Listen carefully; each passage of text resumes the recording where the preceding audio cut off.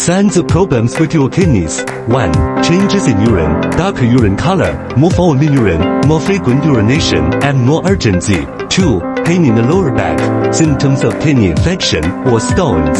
3. Edema. Edema of the body is the result of the kidneys being unable to excrete excess fluid normally. 4. Fatigue and weakness, anemia or electrolyte imbalance, caused by decreased kidney function. 5. Itchy and dry skin. Itchy skin is related to the kidneys' inability to eliminate toxins from the body.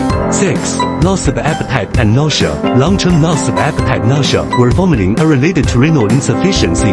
7. High blood pressure. It is an important sign of kidney problems because the kidneys play an important role in regulating blood pressure. Let me tell you a natural herbal formula for kidney detoxification and nourishment.